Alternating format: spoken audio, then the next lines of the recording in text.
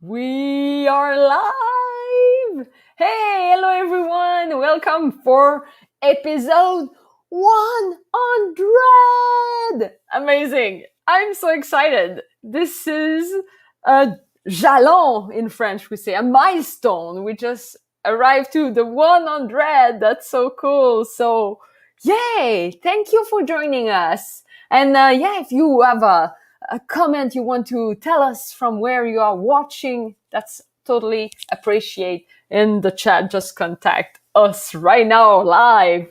So hi, I'm Caroline and I'm hosting this puppet podcast with a lot of passion because I want to bring the follow spot towards puppeteers from all over the world. And tonight we have Kevin Kammeraad. Yeah, so cool. We will this guy is amazing. He do show every day online. It's crazy. So I can't wait to bring him in the screen. But before we go into the interview, I want to invite you. We organize for the World Puppetry Day something really, really special. So here it is. So we do a puppeteers gathering party on Zoom, and we want to have a lot of people from all over to tune in the afternoon. So if you're in UK, it will be the evening. If you're in Philippines, it will be during the night. And if you're on Pacific, it will be morning. But we have tickets that we sell. It's free, but at the same time you can give us some money so we can keep doing what we are doing and just keep contribute towards puppetry community. So all the fund we will raise from this event, we will give it, and it's a reveal to Unima.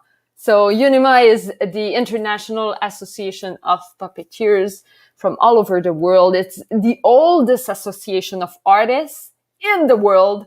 And we want to support this association because we know right now puppetry have kind of something to solve with live performance. But a lot of people bounce on online opportunities, or they promote, or they create, and they still creative and active.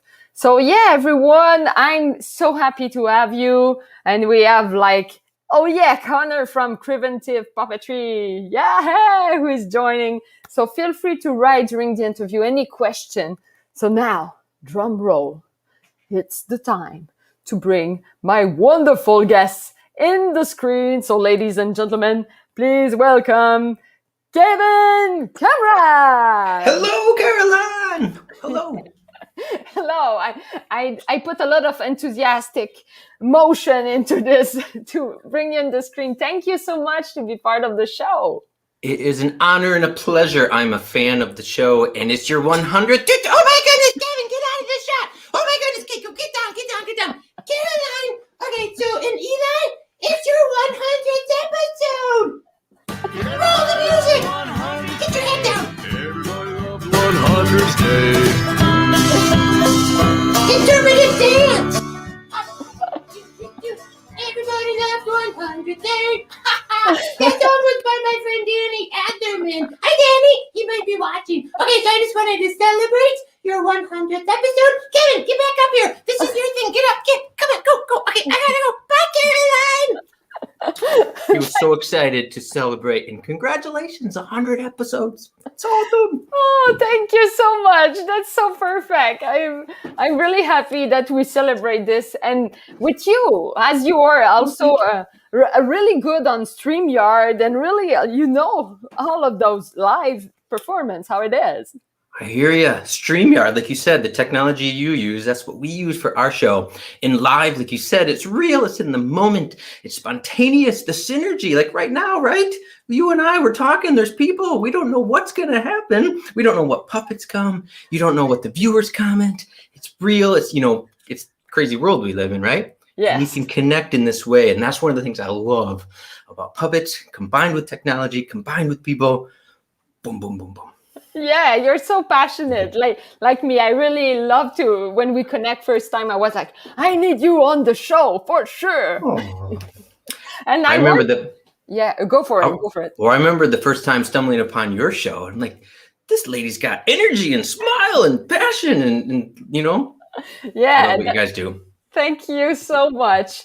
And I want you, Kevin, to introduce yourself. I will put a video of you and stuff, but I want to introduce yourself, how you get into puppetry, who are you, and where are you right now, and all of those deep questions about who is Kevin.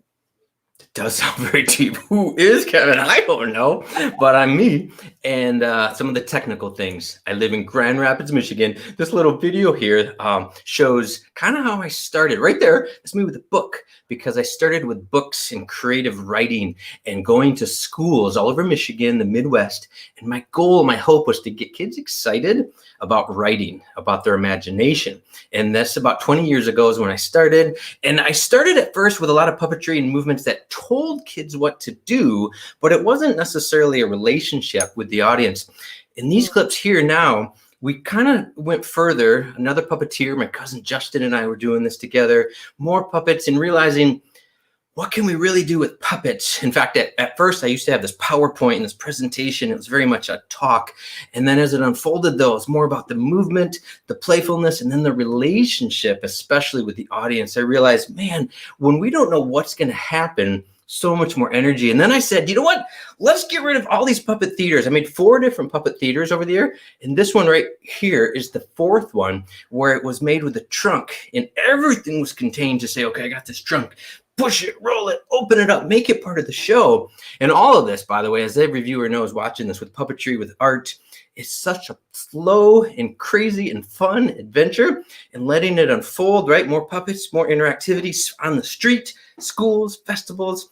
Basically, to answer your question here in a nutshell, a bunch of years of just figuring it out and making it this back and forth relationship. And right here, it's going to now go to then saying, forget the trunk and all the stuff and just say, keep it simple in a suitcase. And, so that process of an artist of, trying this and then getting exhausted from it, or feeling like I keep doing this over and over. So right now it's just little socks and bobbers and different things. So that's the video there.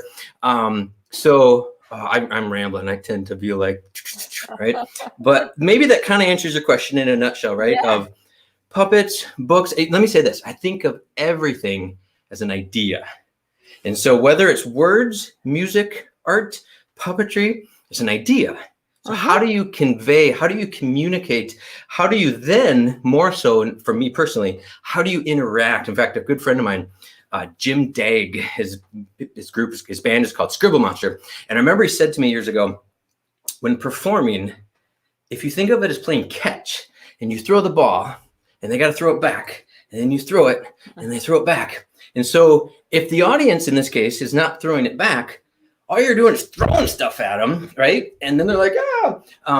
But when you have this relationship back and forth, it's fun, it's musical. I could go off on all kinds of tangents. Like Jim Gill is a children's musician who believes everything he does as a performance is play.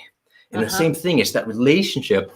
And so for me, that's where I thrive, is that relationship. And I want to say one more thought before I go off. Now, that's just one approach, right? Because you could also say, forget all that and say, no, we are the performers. We are going to create this amazing thing that, yes, you are the audience and you watch. And I respect that too, because, right, theater, film, you watch a film, like you see the masterpiece. Bob Nathanson, if you know him through Puppeteers of America, he's a funny guy. I read an article where he was reading about that. Like, no, you don't hire a plumber and say to the plumber, hey, I want this to be an interactive job. Can I help you clean the crap? Wait, no. Wait, you're the one I'm hiring, so you do the work, right?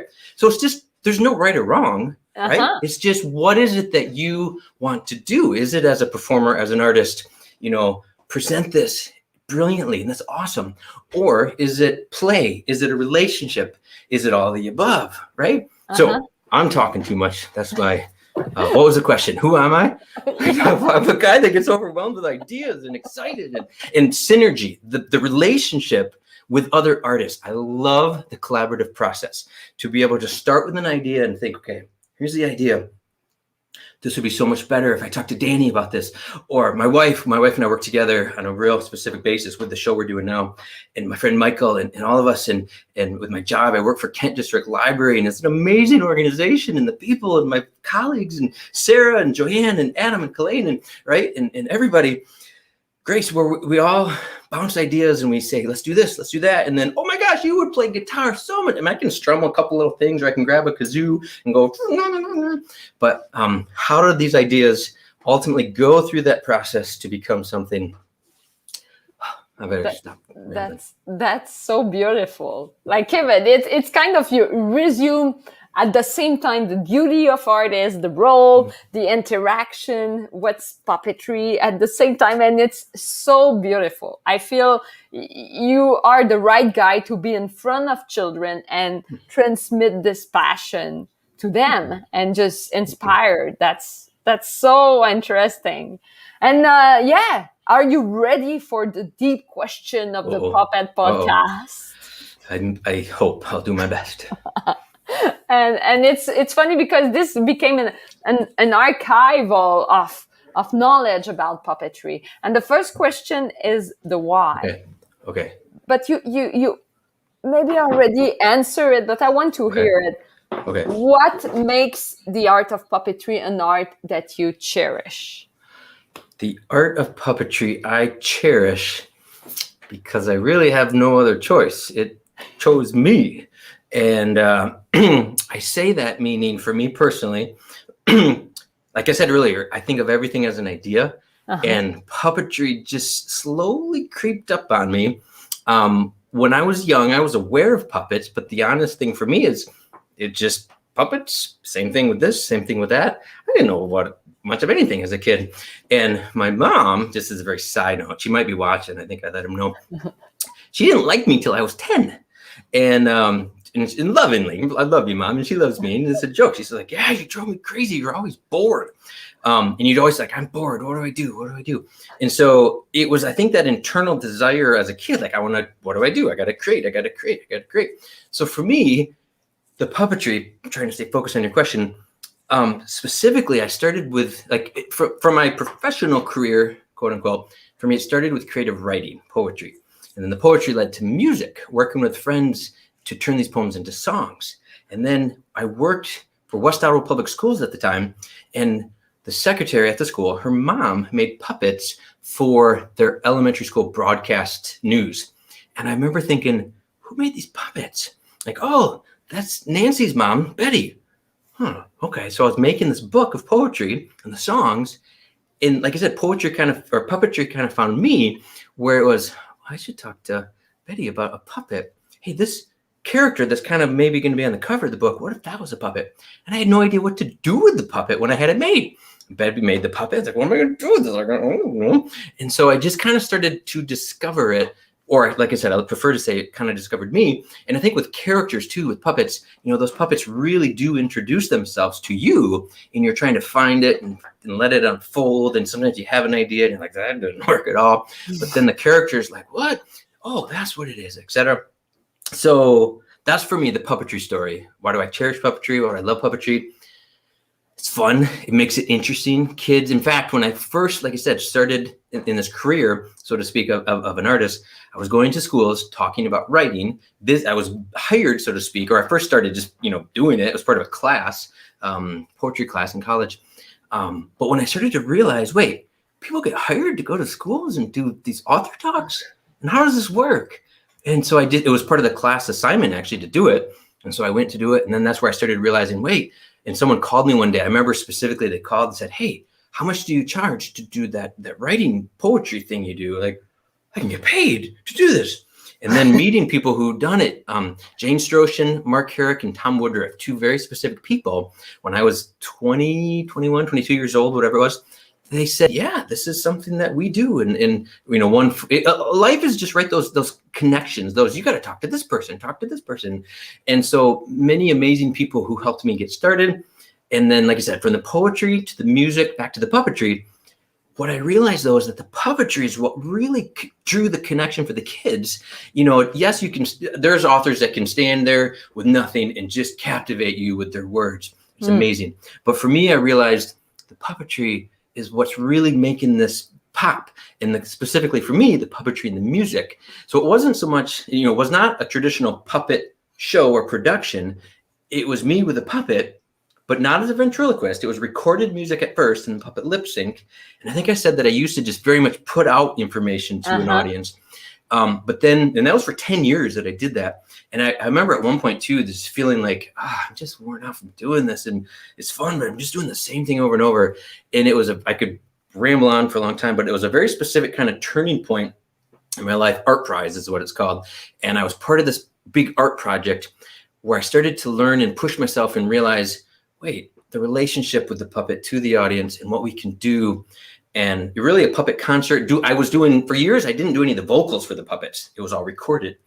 But once I started doing the vocals and could really interact with the audience and be spontaneous, that was the big key too. Instead of just the same thing over and over, it was this relationship. And so that is, like I said, a long, sorry.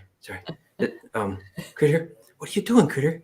Sorry, this is Critter. You recognize these, of course, these are Peepers by Hobie Ford. And he was been hanging out here for a long time. So Critter, oh, come on. He's doing this trick here. He loves Critter. You weren't supposed to be in the interview here, but oh, Critter, are you, sorry. Okay. You gotta go, buddy. Sorry, I'm talking too much. I'm rambling. Thank you for letting me ramble. That's so perfect. And we have people who talking also on the chat. Yeah, that's perfect. This is like funny to bring a puppet like this. And yeah, so we have Kristen to say, I love hearing how. Hey, from Hawaii. Hello, friends. Yes, and we have also Fernando who asked to Kevin, congrats for your work. What do I have to do to become a puppeteer? Oh, that's a good question. So let's bring it to the floor. That's the best thing about it. I love it. Fernando, thank you for that question. And Caroline, I've enjoyed following your show and watching it and hearing how people answer these questions. And it's beautiful. There's so many answers, right? And for me to answer that question, it would be, and some of your guests have said this too, like, just do it, just go. And there's so many Puppeteers of America, Unima, you mentioned at the start of the broadcast, workshops, local guilds, all the different, industries that people know of with UConn and puppet, conferences and this and that. There's a lot of resources to go to. That's amazing and meaningful. Ultimately, my world, my experience, right, is just doing it, going, learning, networking with other puppeteers. And then you really see a show or a program and you're like, oh my gosh, how did I never thought of that? Right. And then you want to be inspired, not to copy it, but be inspired by it and take it further or interact with that artist and say, wow, that, right? Could ramble on with all kinds of amazing puppeteers. Just learn, apprentice, mentor, connect, ultimately do it. Just do it over and over and over. For me, going to schools and doing the programs over and over, that's where I really gained most of my confidence Yeah. You feel it's not like a specific field of study, like you can just learning by doing it, in your opinion? For me, that's been my perspective. It starts with doing it, but then reaching out and realizing, hey, based on your personality, based on how you learn, would you benefit from signing up and going into a whole puppet program? Would you benefit from going to a workshop, reading a book, reaching out? So it's really just how you learn is what's going to be most effective. And my perspective, though, was, like I said, I started with writing poetry and then music and the teamwork and the synergy and also thinking like an entrepreneur. It's also the business aspect of, okay, I've got these ideas. Now, how do I go further? How do I learn? There's so many books you can read and study, and now, the classic story of technology these days is so different than what it was before. And so it's just realizing what resources are out there. It's putting in the time, but that applies to anything you do, right? Yeah. Just put in the time. Do it. Make a lot of mistakes, right? Put yourself in situations where you're like, oh my gosh, I'm way over my head and I failed miserably. But you didn't fail. You learned. You gained experience. You realized that didn't work. And then you realized that worked amazing. It was a glove and these little things in people. In fact, this character, this idea of what we call Critter, my cousin and I, like I said earlier, worked together for a few years. Back to Art Prize. We did this. It was this 19-day art festival. It's where I live in Grand Rapids, Michigan. And we built this puppet theater. It was out of old doors and it was waterproof and rainproof and everything. And we just sat for 19 days at this festival with puppets, street performing. People came and went, no schedule. We just sat there for 8 hours a day. And then at one point we're like, you know what? What if we put this, and I was kind of overexposed. I should have a darker material here. But we put a little sign next to this puppet that said, ask a yes or no question. And so we just sat there and people came by and like, we'd point like you, and then they'd point at the sign and it would, people would say, are you having a good day? Yay! And then they'd say, what time is it? Oh, wait, that's not a yes or no question. And so it just became this interesting psychology and this, all we got to do is sit here and they do all the work, right? So it's just, we wouldn't have thought of that unless we were in the situation of, what can we do? And again, we had different puppets and songs and that's where, again, we gained so much, you just gain all that street knowledge of how people respond, how they enjoy, how they laugh, how they don't laugh, how they heckle, what you do when they heckle, etc. I love it. It's you learn by doing it, and I really tracking your learning process. I really agree. I feel in life it's the way to learn. So I want to ask you also, because you have a daily show, like you perform, as you said, 8 hours long, like daily, every day. It's such a discipline. So I want to ask you in this, like I asked the definition of a puppet in your own word, like how you manage to do puppetry every day or on that long stretch of hours. Yeah, well, a couple thoughts going through my head. First, the answer of what do I feel puppetry is, from lifeless to full of life. From lifeless, right? From lifeless to, again, obviously most reviewers already know all this and would say it, but just suddenly out of nowhere, oh my gosh, I got to get his eyes. Look, okay. And I should have had a different color, right? And this would be learning, like, don't use this glove because it gets overexposed. Right, there it is. And now, right, this character is alive and this character's curious. And this character's, right? And, another, oh, thank you. What do you mean from lifeless to what? Now, notice once again, I use peepers a lot, right? But this is a sock. And this mechanism right here, by the way, this was from the Puppet Paradise Festival Keith Schubert ran, and I was at years ago. And I bought this from something, like when they sell different things at like, hey, puppet stuff to buy. I bought this years ago and didn't know what I was going to do with it. And the guy was like, yeah, it's yours. Use it however you want, right? And I just put a sock on it, put this. So from lifeless, to what? Oh, man, they won't let me stay on the show. Caroline, I've tried. Oh, man. Okay. So anyways, let me say this too before I forget. Yeah. Yes, doing that, all those days of street performance. And by the way, that's hard because we didn't get paid for that, right? So it's like, oh my gosh, but it leads towards things and it's finding the balance. And that's kind of a whole nother conversation. But right now, before I forget, I want to say, how do I press this? A couple things. Puppeteers of America, the current journal, there's an article that I was really honored to be asked to write about kind of this story, this question of what you're saying a little bit. And it's in the journal right now, how a puppeteer in a library respond to COVID. I work for Kent District Library right now. And for me, that has been a huge, huge lifeline to doing this because, how do I make this concise? I'm going to ramble. You saw the video that I shared earlier and we've been talking about poetry, but this journey of the 20 years, it's just been this roller coaster, right?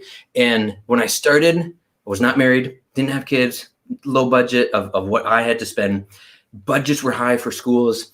Things were just going. Well, then I got married, my son, my daughter, the balance of it and the challenges. And I could go on for a long time of some challenges, but we've all got challenges, right? But it was basically this isn't really working. This isn't what it was supposed to be. Why is it getting harder? What am I doing wrong? How do I took it for granted. So where I'm going with all this is, I made an active choice to say, and this was over years, by the way, I made an active choice to say, I just have to make a change. Health insurance, life, family priorities, balance, the challenge of workaholism, the challenge of mental health and struggles. And if anyone wants to chat, by the way, I'll just put it this way. Puppeteers out there, as far as when it comes to that balance of life, mental health, I've got my share of stories I could say, and I don't want to go down that journey right now too, but the library, I very specifically reached out to my local library and said, do you have any interest in hiring a puppeteer, dancing, singing? I could. And so it started as a maybe, and it unfolded in a way I didn't predict. They were launching a bookmobile. Like, you're launching a bookmobile? What? How would that? When can I apply? What? And so I then applied, and I got the job to be one of the bookmobile operators part-time. And then it became this balance of part-time, full-time, or not full-time. How do I balance this with this? But they were so welcoming, and they said, yeah, we see value in the crazy you that you are. You can travel. You've got experience with going from place to place to place and saying, hi, welcome, sing and dance. And I started incorporating puppetry into the bookmobile. And I talk too fast and too long, but I where I'm going with this is, it's been amazing working at the library. It then became full-time, and I was a bookmobile operator, right? And I kind of said, I love this, books. I can bring what I do to this. And I was kind of saying, you know what, we're going to take a break. I'm not saying I'm never going to do puppetry and travel again. And there's a whole nother side story that we'll come into this too in a moment. But it became full-time bookmobile for about 6 months. And then, right, everything changed a year ago, right? And we're like, well, how does the bookmobile go to schools? School's done with COVID, life, what? And so it ended up unfolding that we were able to launch a live show in partnership with Puppetry. And my friend Michael, who started this whole app and this technology and kind of part of the side thing I was doing in the library here, all these things have come together to say, how do we connect with our community and do meaningful things? And because of that, working at the library, that's the backbone to what's taken things further. And so I'll put it this way for viewers out there, as you're navigating maybe whatever's working or not working, look for different partners, the library, organizations, schools, businesses, who can underwrite. And it's a lot of work and a lot of challenge. And this took years to get to this place. And it also was me saying, I'm going to be a bookmobile operator.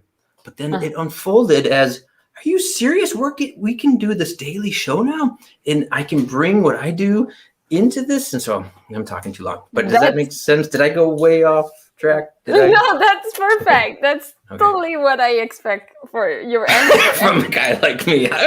We got to know you, Kevin, in this half hour, and we knew you'd ramble. Yeah. My wife, by the way, is, hey, Daddy, there's that song that Sibley sang, Everybody Loves 100 Days. That was Danny right there singing that song. Yeah. Cool. Hey, Daddy, love you.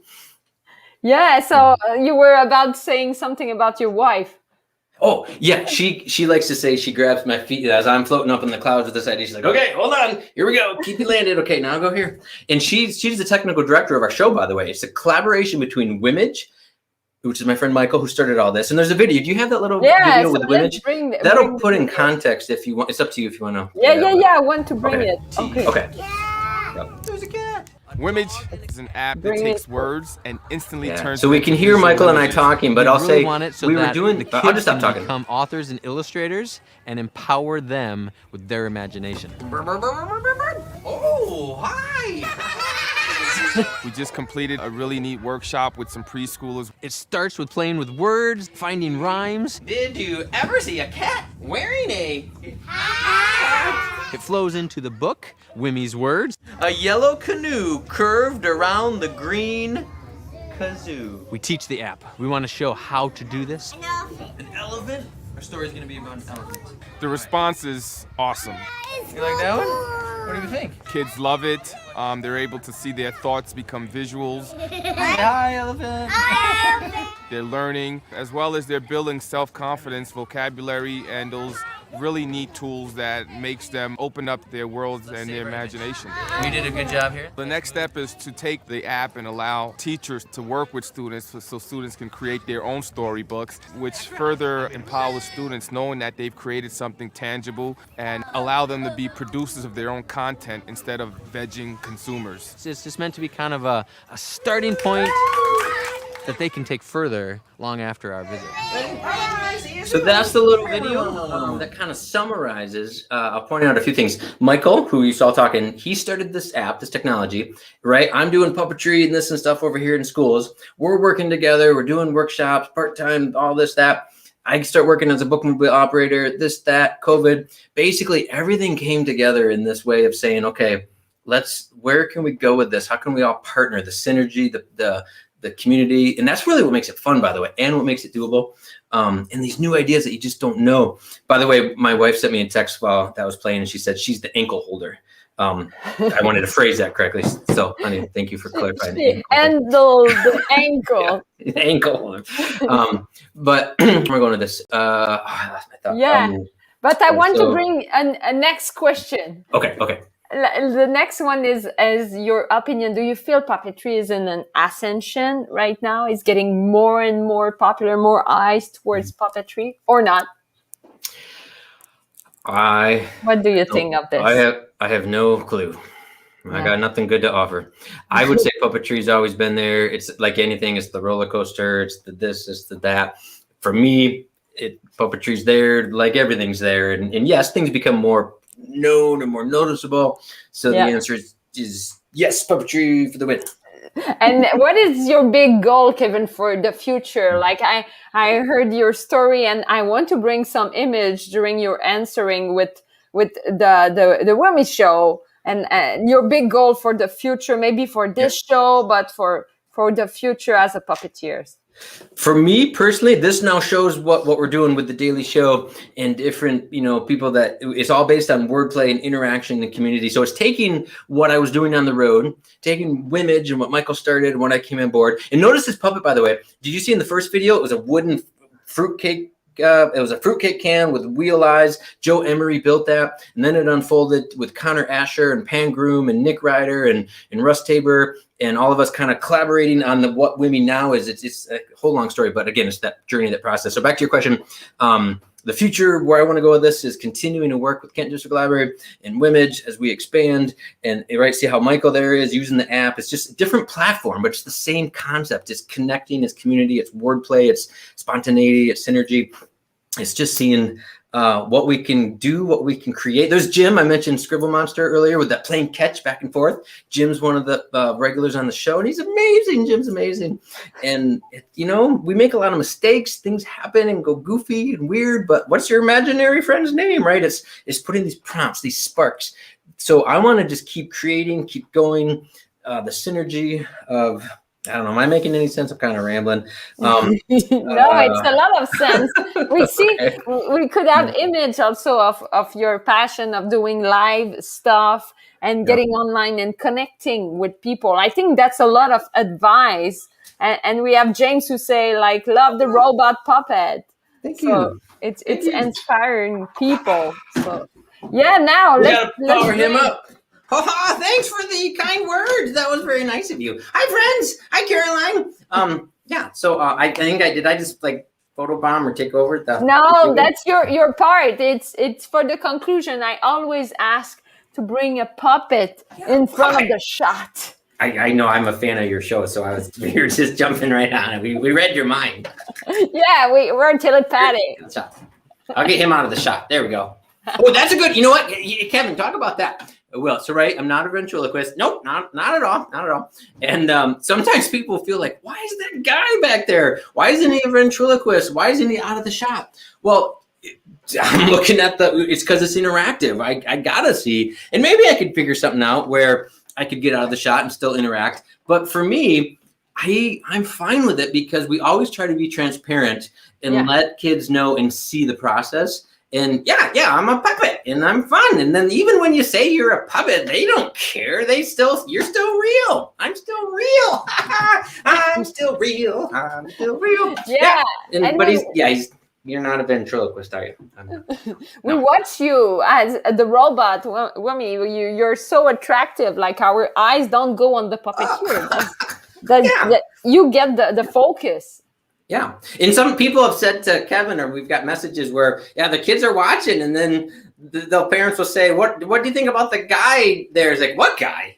Or there's someone with, like, they truly don't even know he's there. They don't care he's there. But then sometimes I will interact and he's just there with me. And You're partners, but at the same time, you have the focus. That's really beautiful puppetry. And we have a question here from Felix who asks, is the robot puppet the same show than the library? Is it the same show or it's just the robot is for the online show? It's all intertwined. It's all connected. Like you're using StreamYard right now. We use StreamYard. We go to the Kent District Library page, my page, which is Wimee, and we partner with other libraries and other organizations, Grand Rapids Public Library, Muskegon Area District Library, the Detroit Institute of Arts, and the Friends, Chicago. You know what? You guys know Brian Hull over in Nashville? They do cool puppetry. And Susan Fulcher near Chicago. And who else? Wonder Spark Puppetry is doing cool stuff. And Art Gruenberger, we first watched the tutorial on StreamYard from him. And Uno Dos Tres Andres, like the master of interactive shows. And the Mario guy, you seen that Mario magician? Oh man, who else did you get? Yeah. And interactive is really key in this live performance platform. I feel you nailed it. It's your show is really responding to the demand of online stuff. I was just thinking, I usually don't get him out of the shot. So this composition I like. I'm gonna just ask him to move since he can. That's so perfect. So yeah, we have James who put the address. Yeah, that's our website. Yeah, that's thanks, so James. cool. We just brand new launched it. It's been around, but we just updated it. Brand new design. You can watch past videos, and we're working on just keeping on trying to make it better and better. Yes, thanks, James. Thank you, James, to bring the publicity. That's the time to plug. So Kevin, if people want to see more of Wimee or you or like they should watch, where they should go. Yeah, Wimee.tv. It's got everything. On Facebook, just search Wimee. Wimee the robot, I think it's the official thing. We're on Instagram, Kent District Library page every day and other libraries. Facebook, I said that. Yeah, we're around. Just reach out. All around, yes, and I feel you have a unique expertise as live, but also as an artist. Like you are multi-talented, multitask, multidisciplinary. You do music and puppetry, so I really enjoy talking with you. Well, Kevin's gonna shut me down. I think. Wait. No, Wimee. It's okay. I'll just hang out here. It's okay. You know what? Just for fun here, can you put this camera on? You want to see behind the scenes? The behind. I appreciate what you were saying. Okay, just a second. I will bring the backstage here. Oh, look at that. Now you can see where we're at in case you wanted to see this. But I appreciate what you were saying about, oh, no, he doesn't have legs. He does have legs. We just don't have them set up. But, right, the lights, camera. Andres, Uno Dos Tres Andres, good friends of ours. They're the ones who first got me started on. Oh, right there, crazy. And lights, camera, audio, right? It's just figuring it out as you go. Oh, wait, now I got to go. Watch this, right? I'm going to go into here. In the other cam. That's so good. You have a lot of aptitude to play with those camera. We feel your experience. Yes. So we have James who said, oh, yeah, let me just sign up. My student in China will love this. So that's good. We on our show, Wimee's Words, we play this game called 3-Sentence Story, and it's writing a story with a beginning, middle, and end, and it's always from words from the viewers. And then we create a Wimage, and then we translate the words into different languages: Spanish, Swahili, French, Mandarin Chinese, and we're still looking for a 5th language potentially, but Chinese, there's certain days where we translate into Chinese. Yay, that's so cool. You're gonna have to like shut me up pretty soon. You're gonna be like, just stop talking. But we have another question about the setup. Your big panel lights. Pro Master is the brand. Then it says code 4189. I bought it from our local camera shop. They have different sizes, right? So we got bigger ones actually. So the exact ones here are Pro Master, code 4189 is the and then having the 2 of them help here. And then I've also got a couple more lights that help. This is just a blue vinyl material I bought to put on the wall. That's so perfect. And Jamie, apologize. Sorry, I've been greedy with this question. That's fine, James. Anyway, there's my supervisor. She's the woman who runs it all and makes it all happen, and we connect with our community in meaningful ways. Thanks, Sarah. Yay! Kevin, that was a pleasure to have you as the 100 guests. Oh, yes. Sorry, I have my phone who just started ringing in the interview. But it's so cool to have you, and I want to stay in touch with you. I think you can bring a lot to the community, for your community, but for all the puppetry community. You're kind of an example to commit and do daily show. That's so perfect. I'm happy to share insights, thoughts, and like I said, Kindred to collaborate with Wimee is what supports, makes it all happen as we move forward.